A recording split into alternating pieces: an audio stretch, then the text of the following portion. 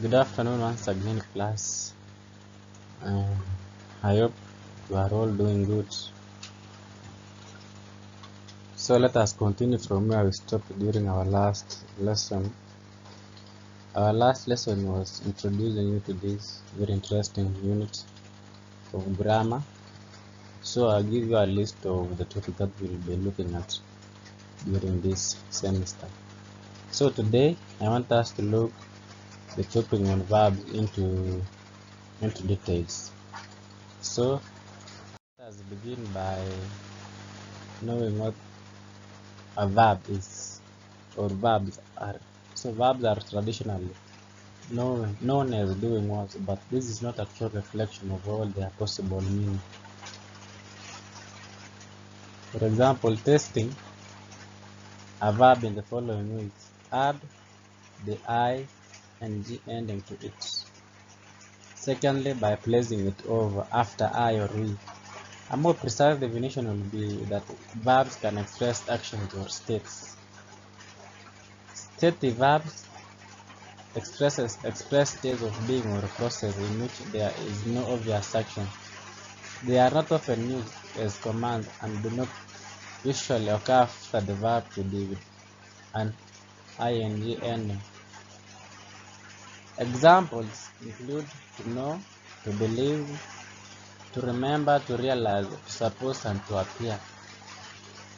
Dynamic verbs express a wide range of actions, which may be physical like jump, mental like think, or perceptual like see.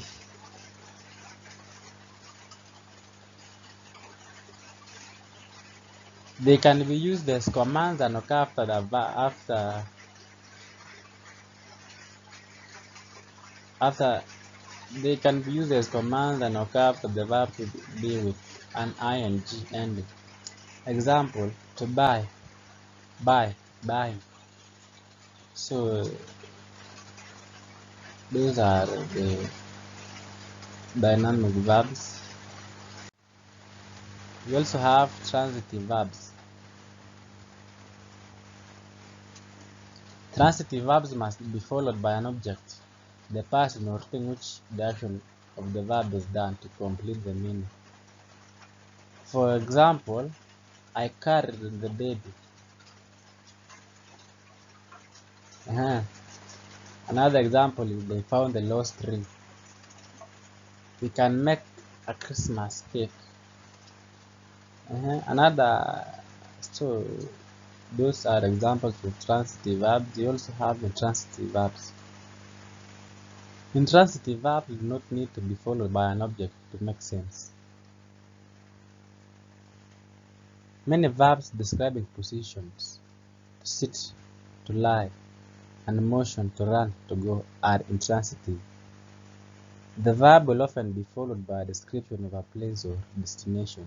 For example, it happened.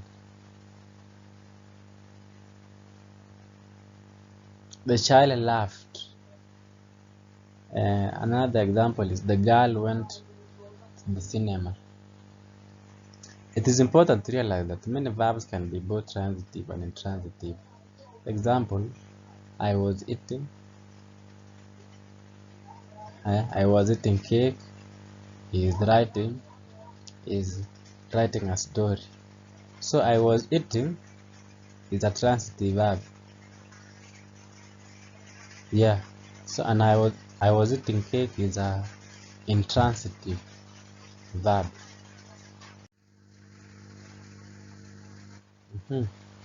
We have also types of verbs.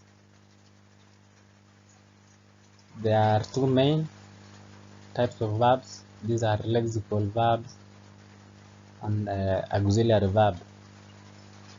So lexical verb expresses meaning in verb phrase. For example, the boy ran to school, the dog jumped and frisked. So those are two examples of lexical verbs. You will also go and do some research on other examples of lexical verbs for your better understanding. Another type of verb is auxiliary verb. This can be used to construct different time scales, questions, and negatives to add emphasis or to give information about the mood or attitude of a speaker or writer. Yes. So the primary verbs to be, to have, and to do can act as auxiliary verb. For example, I have gone. The girl has mom. The girl has swum.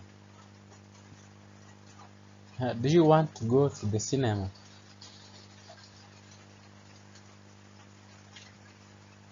I do not want television. The baby does not want food. So all those are examples of auxiliary verbs. Another type of verb, although this is not the main type, is modal verbs. Example of modal verbs are can, could, may, might, must, shall, should, will, would convey a range of attitudes and moods about the likelihood of an event taking place.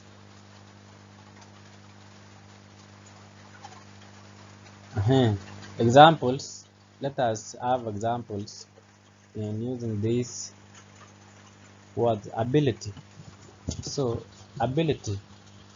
Example of a modal verb to justify the ability is I can swim. Intention. You will do as you are told.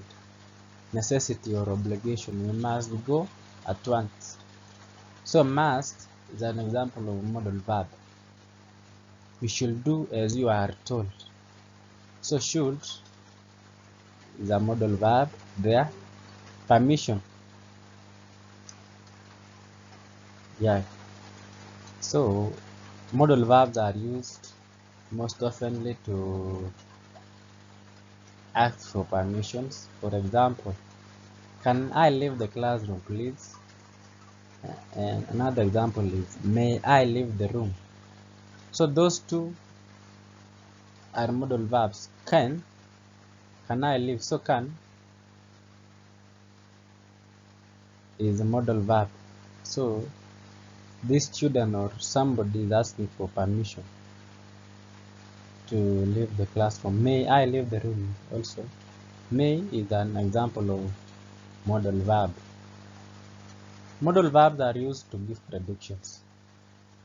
For example, he will come one day, I am sure. He will come day, I am sure. So you see that will here is used to predict something in future. Another example is I shall finish tonight. So he or she is predicting that he shall finish. Maybe he has some task to do. So he is predicting that he will finish that task tonight. So shall is used to predict. So shall is another example of modal verb. Possibility. Modal verbs are used to show possibility of something. For example, I can go or I may go. Can, there, and may are modal verbs used to show possibility. So that marks the end of our today's lesson. Let us meet again in the next lesson to discuss about other things. So I wish you a very good afternoon. Yeah, so let us meet in our next lesson.